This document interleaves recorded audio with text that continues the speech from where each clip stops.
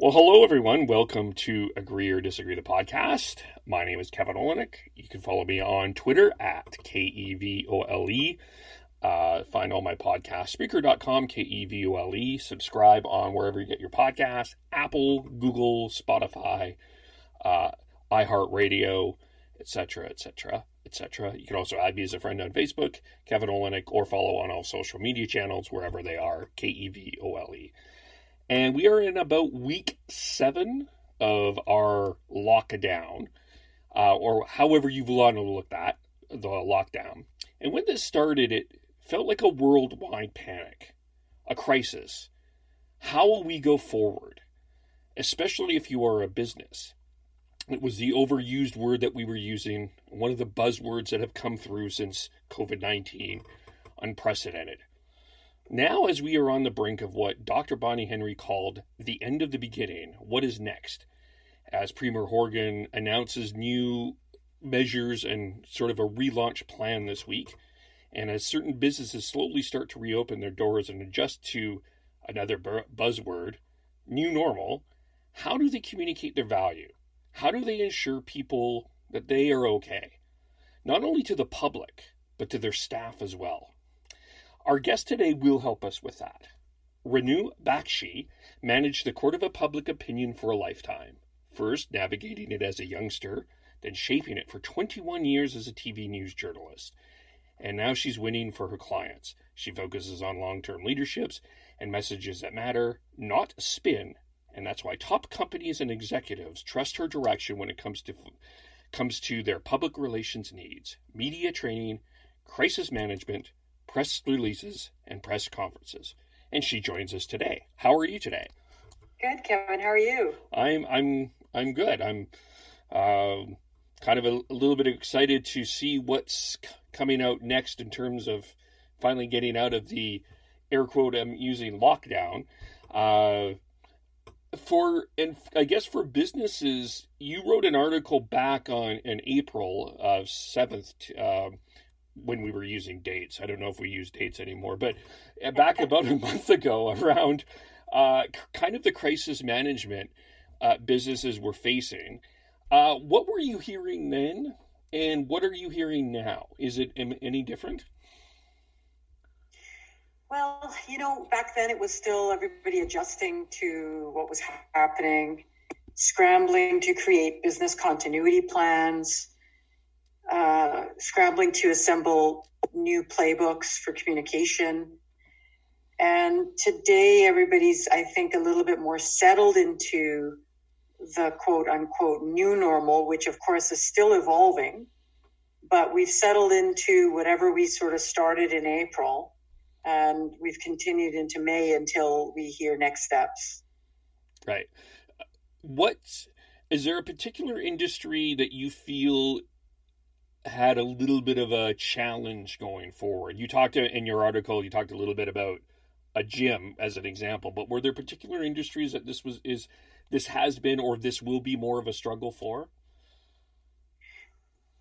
The hospitality industry is in for a long haul in terms of coming back. I've spoken with my own friends and while I say to them, I'm so excited for restaurants to reopen, and maybe, that their new normal will be making sure tables are at a distance and that sort of thing. But I'm excited to get to a restaurant, but a lot of my friends are not that keen because they're still not that comfortable being around people. And I suspect it'll be the same thing for travel, sitting on an airplane. And I'm excited to get on an airplane again, but not everybody shares my enthusiasm. So I do believe the travel industry, restaurants, hotels are in for a long haul. So how would you advise them to communicate that value, or how do you? What is the messages that they need to get out? I guess to the public and then to their staff, which I think is maybe a bit of a different issue. I don't know, but I guess out to the public first. Right now, Kevin, what I've noticed and seen is that internal communication has taken front and center for almost all places of employment, because employees, staff, they've been turning to their employers for credible information about COVID, its impact. In fact, employers, according to an Edelman Trust Barometer survey, employees look second to their employer for COVID information after public health authorities. So internal communication is key. In terms of external communication, what I've been counseling my clients is that they need to stay on the radar. Now is not the time to go silent. If you have something of value to offer for COVID relief, then naturally you should be out there promoting it, talking about it. For example, companies that have pivoted to making hand sanitizer, or like Dyson pivoted to making ventilators. And so if you have something of utility, then you should be out there talking about it. If you're doing some goodwill, you should be talking about your goodwill, even if it's only on your social media channels, because you have to stay front and center of your community's minds, your public, your buying public. You can't just go quiet and sit in a blackout period. And if you have no goodwill or no utility, then you should be communicating with your public, with your community, some messages about COVID, flatten the curve, social distancing, we're all in this together, just to stay on people's radars. So that when we do start coming back, you're not starting at a deficit. You're still on people's minds. Do you think that some of the restaurants that did stay open and do exclusively takeout, are they going to be at an advantage at this point because they are top of mind? Because I believe, like, oh, hey, I went to that pizza place and it was really good. I believe people who have stayed active in some way, shape, or form will be top of mind, whereas businesses who have decided to just go in a blackout period are going to have to spend some dollars in advertising and marketing to get back on the radar. Go ahead. It's interesting. I'll give you an example. My very favorite Indian restaurant is Ashiana Restaurant. It's on Kingsway, just off Knight, and I'm willing to drive there to go get food. I live in downtown. It's that good. But as soon as there was the lockdown announced, they put out a message over their Instagram page and said that they were closing due to COVID and to prevent the spread. And I was like, wait a minute. Other restaurants are pivoting to takeout. Some are doing delivery through the delivery services. I didn't understand why Ashiana Restaurant decided to just turn off the lights for the time being. And so I sent a text over and just said, hey, good luck. Let me know if you need anything. They're very close friends of mine as well. And then I was so thrilled when a few days ago on social media, I read that they were coming back. They were doing takeout and delivery, limited delivery, but takeout. And I gave him a call. I ordered from them, went to pick up, and I told him what a great idea. And he said, our kids pressured us to do it. He says, we're an older generation. We just thought, let's follow what the doctors are saying. But the kids were like, what are you doing? This is not good for branding. This isn't good for advertising. So their kids pressured them to reopen. And I'm sure glad they did. Interesting. I wonder, I guess that's a really brings up an interesting point, because back in the middle of March when all of this was going on, I mean, it felt like in a lot of ways there was sort of this pressure to close for a number of different organizations unless you were considered essential. And I wonder if do you think a lot of companies are almost going to regret that in a sense?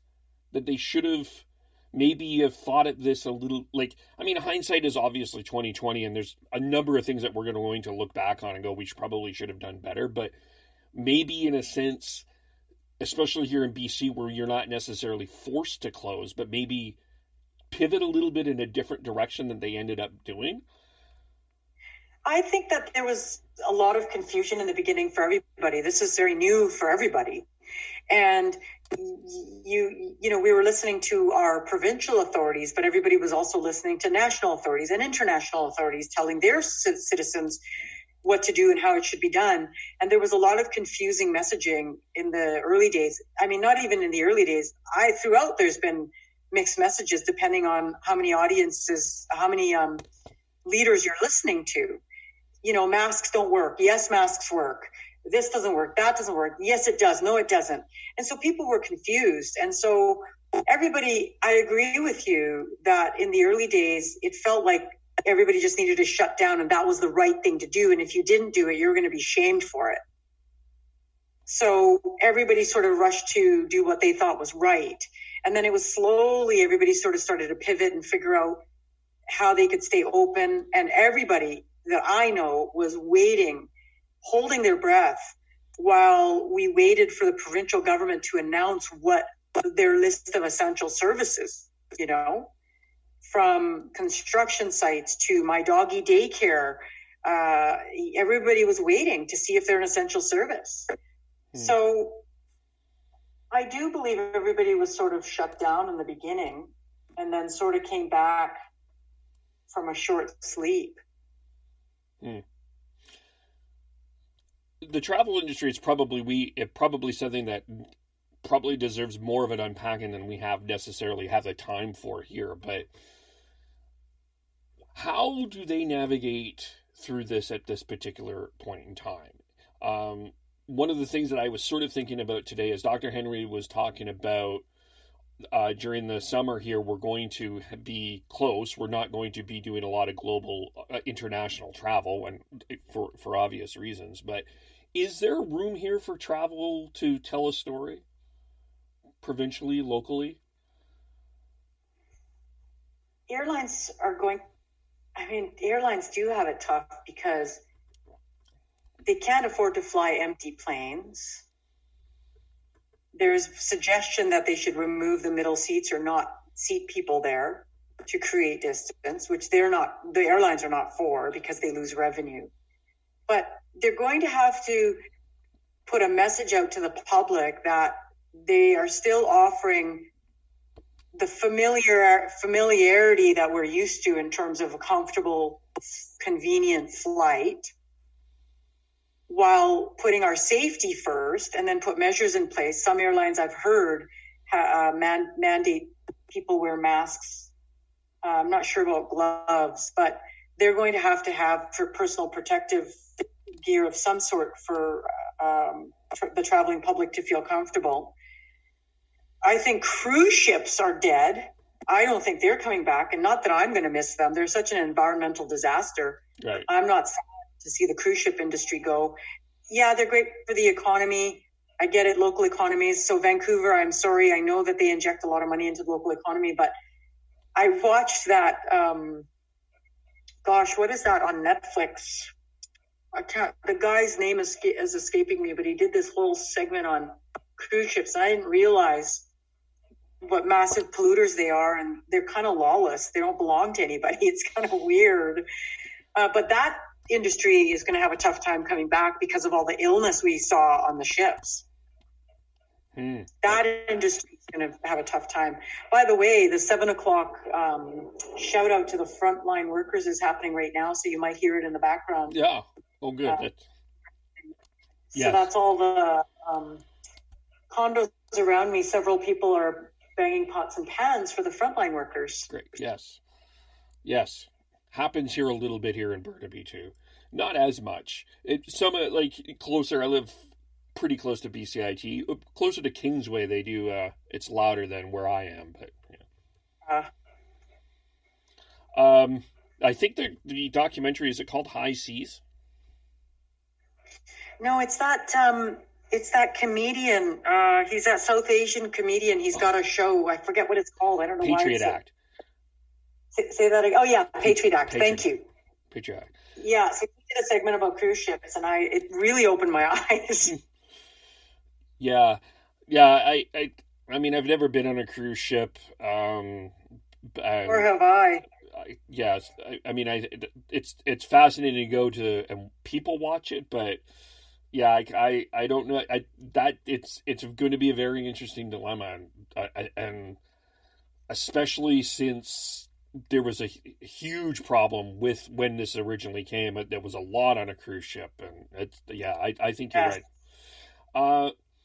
The hotel industry, that it's also going to be a challenge. I imagine that, with Vancouver in the midst of being in consideration for if the NHL goes forward with the hub city idea of having a bunch of games in Vancouver and they're quarantined and they use the hotel. I imagine that would be good for the hotel industry. But again, going forward, what are some of their challenges that they're going to face? Well, we need a traveling public to fill our hotels. And so we got to get people on airplanes. And we got to get people visiting, to fill the hotels. So I haven't really paid that much attention to how hotels would come back, other than the obvious that they're tied to travel. And so we just got to bring the travel industry back for hotels to come back. Yeah. I guess that's true. I guess in terms of also, what about like for some of the other people that you've been kind of talking with? In that article you talked about how Gavin Weston jumped ahead of Justin Trudeau in terms of communicating that everything is being okay. What are some of the other businesses that you have felt sort of jumped ahead and showed more initiative and thought as opposed to others? Not necessarily as a point to be a critical to anybody, but really to kind of just show a highlight of how there was a way through this, and there continues to be a way through this. Air Canada suspended flights from China to and from China in late February. They did that long before our Prime Minister would even contemplate doing that. Speed trumps perfection.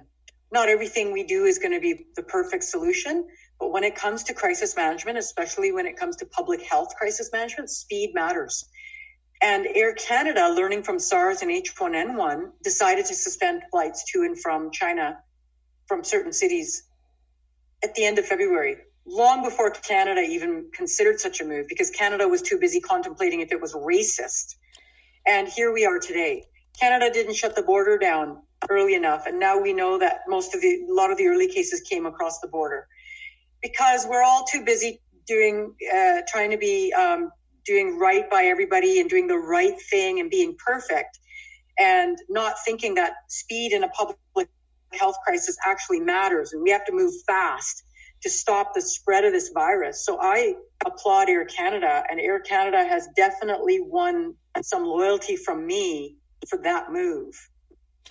And just to elaborate on Galen Weston of Loblaws, he has been a master communicator, a champion communicator throughout this process. He has responded to the fears of all Canadians before Justin Trudeau did.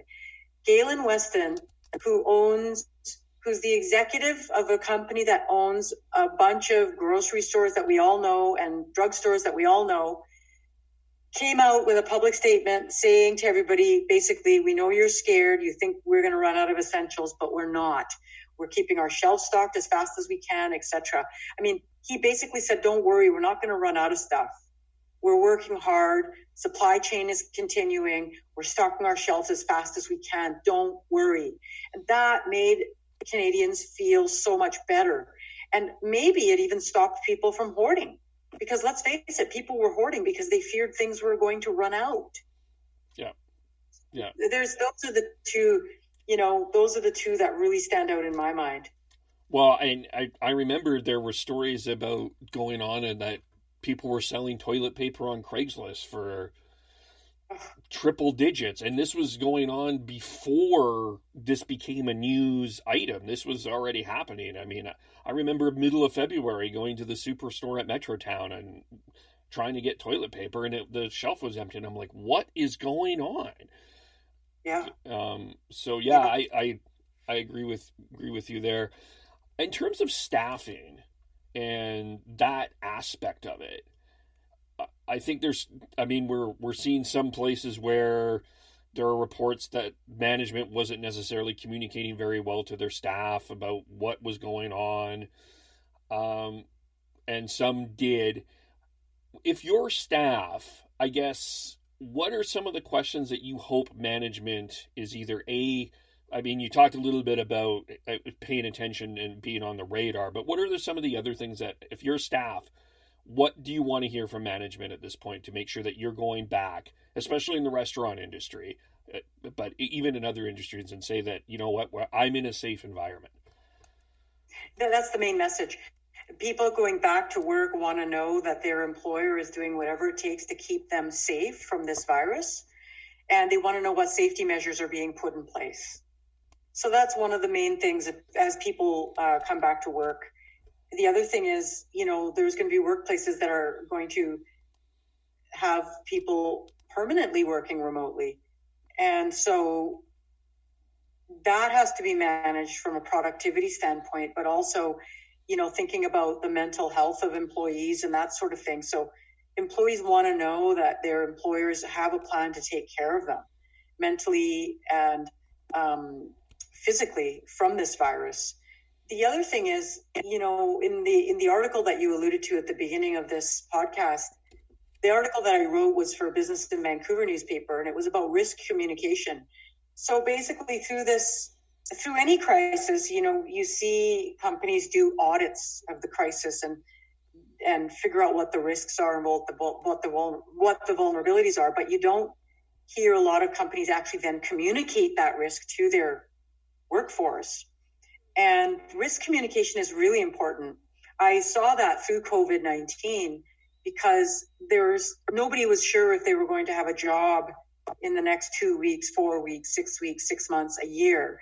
And if a company had done a risk assessment and had decided, business continuity means this at 1 month, this is what it means at 4 months, this is what it means at 8 months, and there is going to be job loss, employees have a right to know, and they need to know because they need to be able to manage their own health and futures. They need the best information of the best current view that you can provide so that they can make decisions for themselves that are best for their families, for themselves, for their health, and for their future.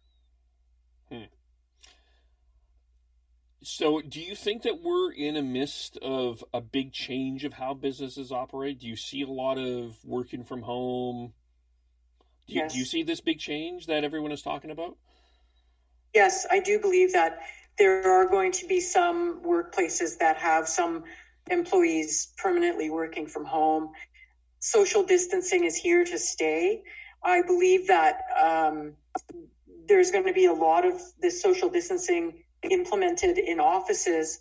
The reason is the Canadian Public Health says that pandemics last for up to 2 years. And they come in cycles. And so we're in the first cycle now, and then we'll flatten the curve for a while. This is according to historic pandemics. And then we can expect it to come back, which people are already predicting, saying that January is going to be worse than now. And so going back to a full workforce, the way that it was pre-COVID, may not be feasible if you're going to have to break it up again. And so rather than do that, create your new normal and keep it that way. Yeah. You've talked a little bit about government communication. How have you felt the government has communicated it? It's been a bit of a challenge, I think, trying to, I don't want to say balance, but I guess it's the best word, balance the fears on one side as opposed to, there's the public health side and the economy side. Have you felt that in general that communication has alleviated fears, or have you seen some challenges? What are your thoughts on that? I read an article in the New Yorker that I tweeted as well, and I can send it to you if you didn't see it. It was a real eye-opener for me. Seattle allowed their Center for Disease Control to lead this crisis. One of the communications tools that the CDC in Seattle used is they decided to close the schools, close them before any other jurisdiction had decided to close schools and before it had become really alarming. They decided to close Seattle schools to send a message to the community that something serious is going on. Because when schools close, the public generally does stop and go, wow, like schools closing, that doesn't happen for no reason. And so the Center for Disease Control used it as a crisis communication tool to help expedite people's understanding of the crisis and to gain compliance of social distancing, work remotely, stay at home. The other thing the CDC in Seattle did was ask Microsoft to tell its employees to work remotely from home, because for two reasons. A, Microsoft is an extremely influential company in Seattle, and B, they're already set up to work remotely.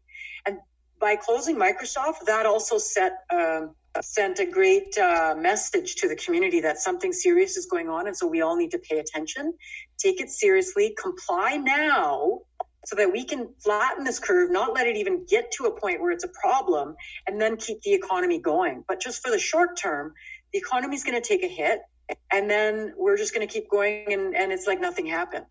So when you talk about the balance between, the creating panic and balancing the economy, learning from Seattle, I think that we should have created panic early and quickly. And so we could have all suffered panic for, let's say, 2 weeks and then just come back to work. If we did successfully manage to flatten the curve. If you look at what happened in Seattle and the numbers there, and you look at what happened in New York, where they let politicians lead, you'll see how drastically different the numbers are. And so I've decided that by now, after reading the New Yorker, I've changed my mind on the balance between creating panic and balancing the economy by keeping things open. I think speed matters, and I think an economic hit in the short term is better than what we're kind of seeing now. It's kind of dragging on a little bit. We were a bit slow. We're sort of like, yeah, do we, don't we? Do we, don't we? And again, balancing people's feelings. And I'm like, no. You can't do that. Not when it comes to public health. Politics distorts crisis management reaction. There's no room for politics in crisis management. It distorts public perception. It distorts response, delays response. So I think, next time this happens, create panic.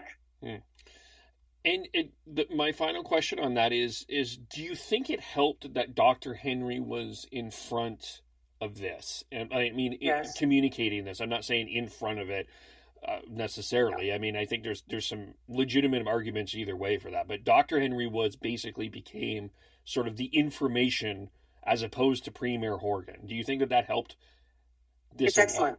Actually, BC, in that sense, the NDP government showed true leadership in allowing Dr. Henry to be the front person for the COVID crisis, with Adrian Dix supporting her on the side as the health minister. I think that the government in our province handled it beautifully and demonstrated true leadership.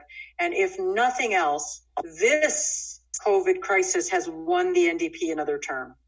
I think you're right. I think they'll get a majority next time, I would think. I believe they will. Yes, I believe they will. And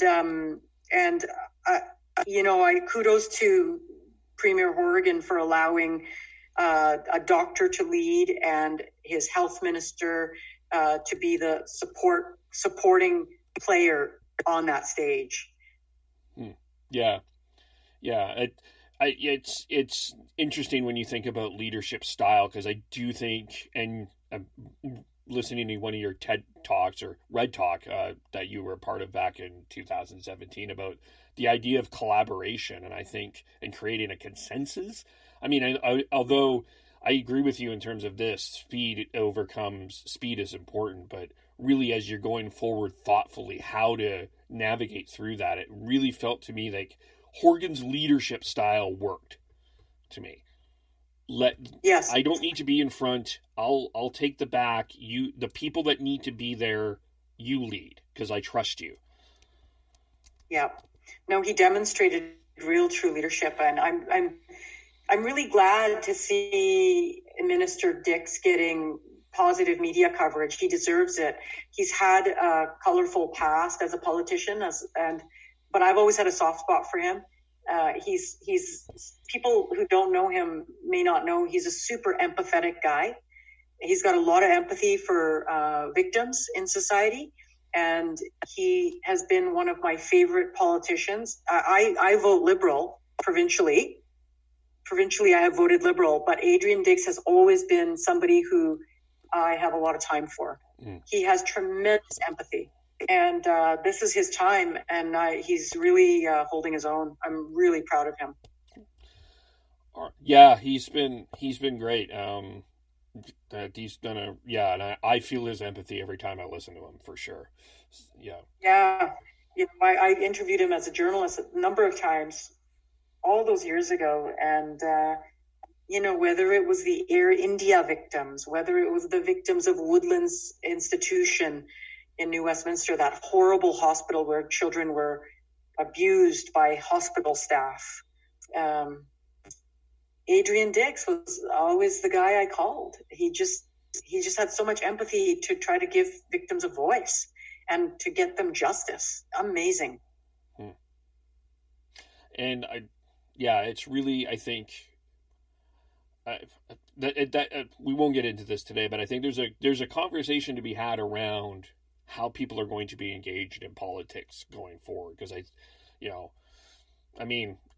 is going to be interesting. And I think people like Adrian Dix, I think, is that type of humanness is what I think people are wanting going forward.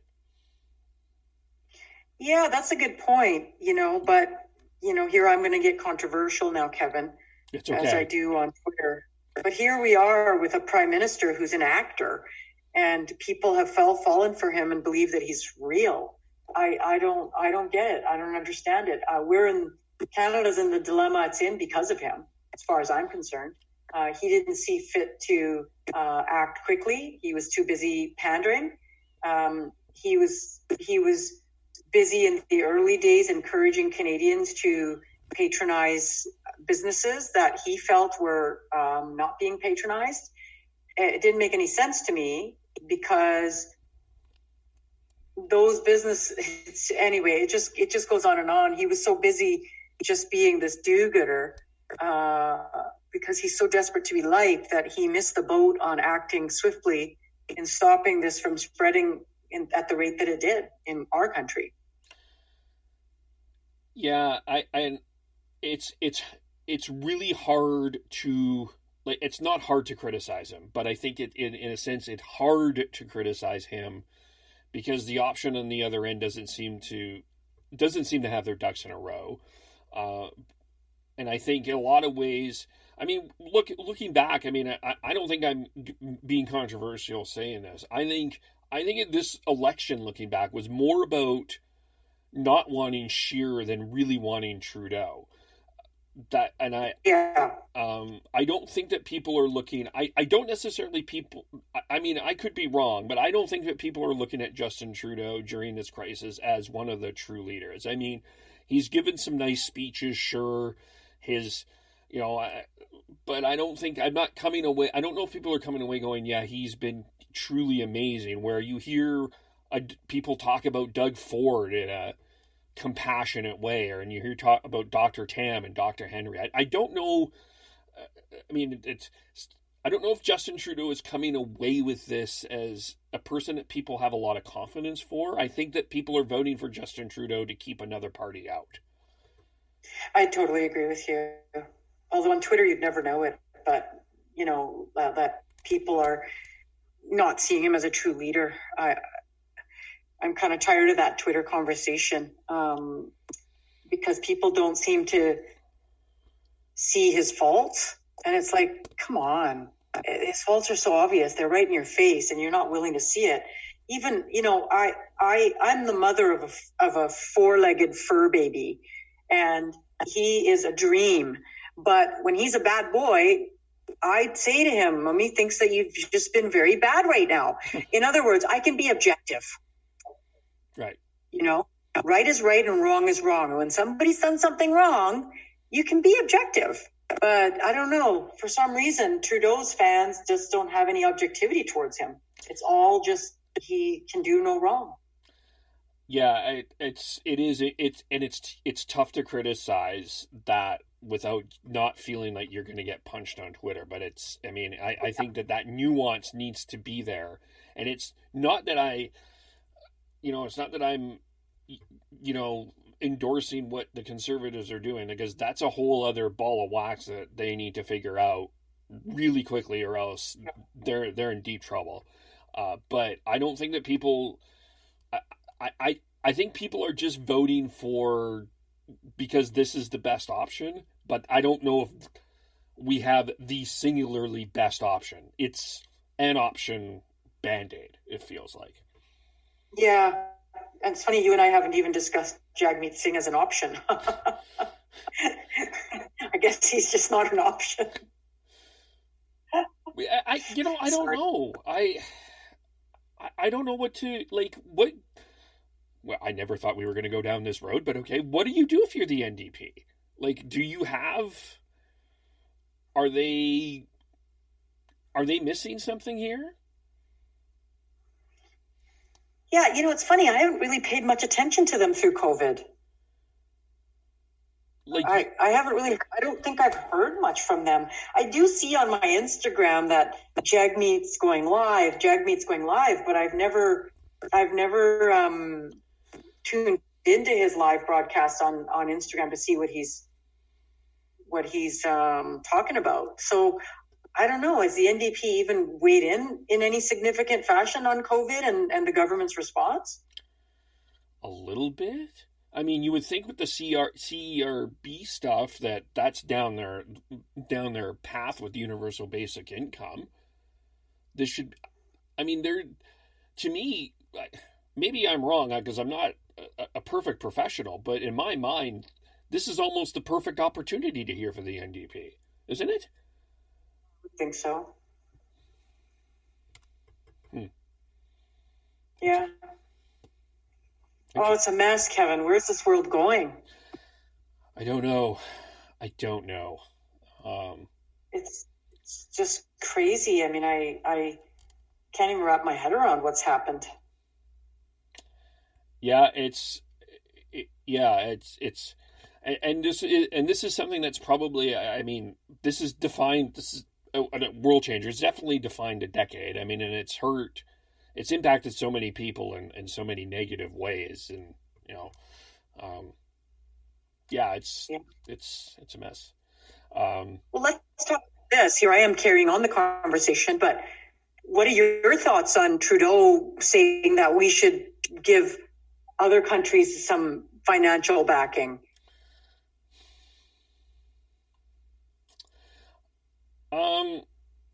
I kind of see his point. When you have a country, your own country, where people are struggling, can you really afford to be handing money out? I mean, let's talk about Trudeau again in terms of preparedness. Instead of buckling down at home and bolstering supplies, he decided to send 16 tons of personal protective equipment to China. Yeah. What happened to the days when governments used to question China's human rights record and stand up? Yeah, I'm definitely, yeah, I'm with you on how I'm with you on how he treated. I think that there needs to be at some point a scolding towards the government of China of how this was handled. Absolutely.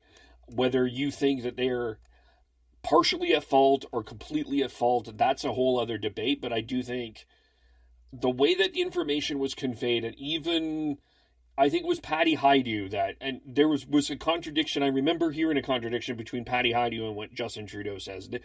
Patty Hajdu was basically saying, "How dare you challenge China?" And Justin Trudeau was like, when we look back on this, we're going to have some conversations. So that was a subtle way of, I think, saying China was at fault here. China's totally at fault here. They lied about the numbers, and today might look different if China had told the truth, if the World Health Organization had scrutinized China's data and actually listened to Taiwan's warning, and if Canada had stopped doing what people call virtue signaling and acted with speed instead of pandering and, we got to do what's right. We got to do what's right. What's right? What do you mean what's right? What's right is shut the border, stop the flights, clamp down, and don't send our equipment overseas, bolster at home. It goes back to, I mean, this is such a literal example and a figurative example, but like, what do you hear on flights? The safety protocols: put your own mask on first before you help others. Yeah. But here we were handing our stuff away because it's the right thing to do, quote unquote, the right thing to do. Right by who? Right according to what? Yeah. You know? I think that this is one of my struggles has been, and even observing, because I'm from Alberta, I observe there too. I think that it's an inconsistency of like who we're criticizing for saying what they've said. I mean, Jason Kenney got criticized for saying that the federal government closed their border too late. Do you know who was saying that for 2 weeks in a row? Was Adrian Dix before that actually happened. And nobody criticized Adrian Dix for saying it, but he was right. And it wasn't that... Totally. And he wasn't saying that because Adrian Dix was doing anything, like he was just looking at the reality of the situation. I mean, another thing I don't think that people have, if we're going to criticize, another thing that I think is a valid criticism is what happened at the airports when people were coming off flights here. Adrian Dix was on that for 2 weeks. And like I remember him literally yelling into the microphone, why are you not talking to people that are coming off a flight about what to do next? Yep. And people that were coming off flights were laughing at the screening, and they're saying, what screening? There's no screening. And by the way, facts are not racism. That's my new line now. Facts are not racism. Anytime anybody raises a fact about China, we're accused of being racist. It makes no sense. Yeah. No, I mean, there are certainly some things that have happened that are racist, but a fact is not, right? I do agree with you on that. Like the whole thing drives me nuts, Kevin. I don't know what the world's come to. I just don't know what the world has come to. And, you know, I think that if this was 20 years ago, it would be a different story. Yeah, this would be interesting without Twitter, I think, in a lot of ways. Oh, right? Yeah. I guess even from a media perspective, I guess, you know, from a journalist perspective, I know for me that I've been very careful on just trying to focus on facts. I mean, I've been giving opinion when I have one, but like, how have you felt the journalistic media representation has been? It feels to me, if I can editorialize, there's been a lot of spin. Like, as an example, I'll use Alberta as an example because they have the largest outbreak in North America in Cargill, but they also have 926 COVID cases at Cargill, but there were also 810 recoveries. And I guess it's sort of how that's being spun to make one side look better than the other side. It feels icky to me. Like, I can't remember what CTV headline it was, but it was called out on Twitter. I'm going to look for it as we're talking. But it's funny because they wouldn't say the glass was half full. They chose to say that it was half empty. And it's the media spin. There's a story that the CBC did online where they interviewed 3 people, but the headline said that all Canadians felt a certain way. You interviewed 3 people. 3 people do not represent all Canadians. No. So I just think that the media takes a lot of license in that regard because we've gone so far left in our thinking. Like, if you criticize the left wing, if you criticize Trudeau, you get attacked like nobody's business. And so they've taken this license. They're the biggest bullies out there. The Trudeau supporters, the federal liberals, and their supporters have taken this license, including the media, to just be able to say and do whatever they want. And that's what I've noticed from some media throughout this COVID, the spin and backing everything Trudeau said and done as being the greatest move. And it hasn't been. I've paid more attention to the print media, Globe and Mail and the Vancouver Sun, and especially the columnists who are still at least analyzing the leadership and the decisions being made, and at least offering a critical view of the actions that governments are taking. But I've stopped watching TV news. I've totally turned a blind eye now to the CBC. I'm just not getting the analysis that I would expect, or the critical journalism I would expect from media.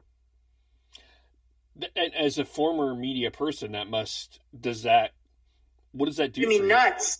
Yeah, I was thinking that, So here's the headline. So Brad Zubik, he and I do a lot of engagement with one another on Twitter. He wrote back in March 31st, he said headlines like this that seek to generate clicks do a disservice to the work being done by Dr. Henry, Adrian Dix, and others. The growth rate today was 4.4%, which could have been the lead, but CTV chose the National Enquirer post. CTV's headline was, "Deadliest Day Yet for COVID-19 in BC."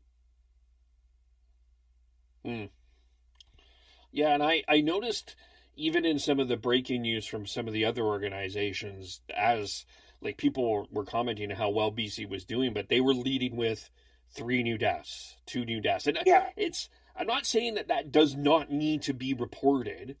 That's not what I'm saying, but I just think it spins this into, sort of brings that anxiety out, and I'm not, I don't know, I don't have the right answer of how you balance that out, but the information is in front of us, and it did feel like, and it does feel like there's been some spinning around to make it look a certain way.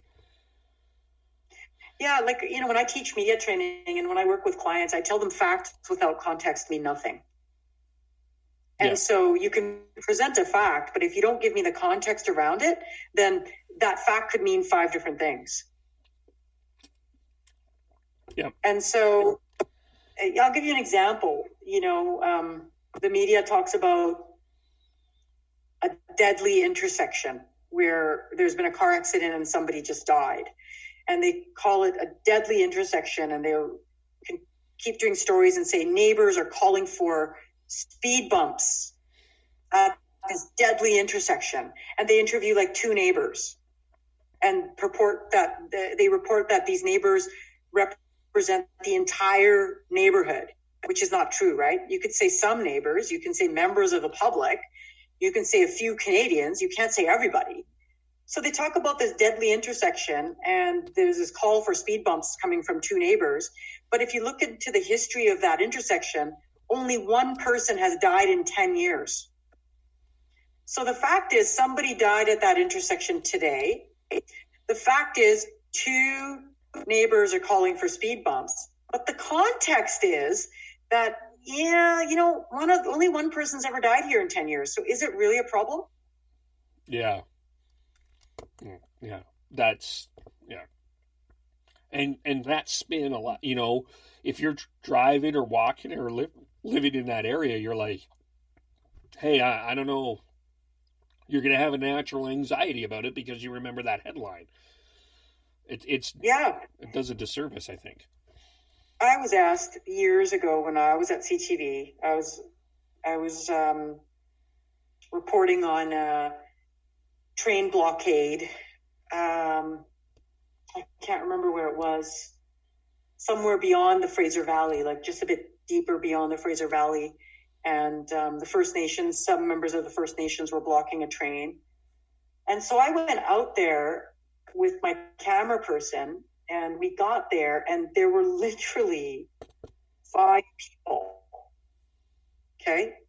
The train had moved on, but there were 5 people continuing a protest. So I called into my producer, and I said, hey, there's only 5 people here. The train's moved on. No more blockade. So there's no story here. And the producer said, we need you to fill 2 minutes for the 6 o'clock news. We don't have anything else. It was a weekend. And I said, but there's no story here. Like literally there's no story here. There's 5 people. And the producer instructed me to have my camera person shoot the protest, quote unquote, in such a way that it didn't really reveal it's only 5 people. So shoot them standing close together, tight shots, show their feet, show their legs, and come back with a story. Wow. And I said, I'm not going to do that. I said, that's bullshit. Oh, sorry, I didn't mean to say that. No, it's fine. I don't know what your censorship is. I said, I can't do that. That's just not right. And again, facts and context. The fact is, there was a train blocked for a short period of time. The fact is 5 people were blocking that train. Like facts in the context of it. Only 5 people.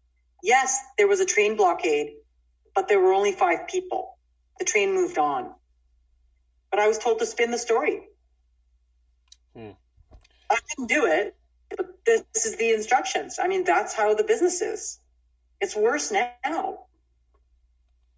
And here I want to get into it. We'll have to do that for another day.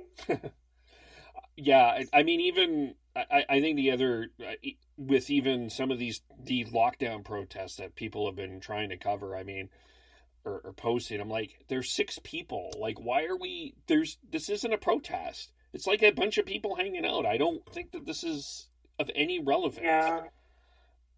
No, everybody just desperate for clicks and headlines and whatever. Like, I'm really trying to encourage people to turn to print media, credible, bona fide print media, as their go-to source for information, because you get news coverage and you get analysis, you get critical points of view, you get it all. And then yet it's the print media that's dying the fastest death, which is super sad.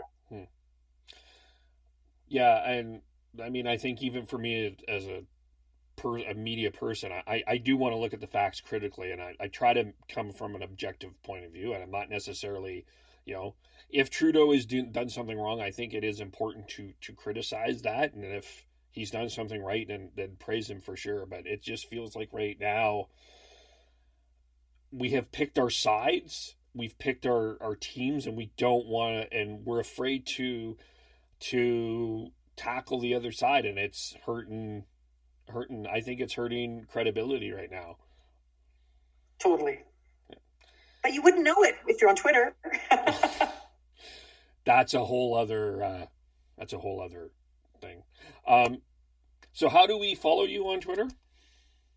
And how do my first name, Renu Bak-Shi, RENUBAKSHI. And your website, same name as well? Yeah. RenuBakshi.com is my website. My Instagram is Renu Bakshi. It's all just my name. I was lucky enough to get in there and score my name as it is. Cool. Without having to put hyphens and dashes and numbers. Yeah, no, good for you. I didn't at the time, or I just felt my name was too long, I think, and I decided to shorten it. So there we go. Yeah. But thank you so much for coming on. Thanks everyone for listening. Of course, you can follow me. Yeah. KEVOLE. What was that? Sorry. Oh. Thank you very much. I appreciate having me on. Right. Yes, and we will talk to everyone very soon. Bye for now.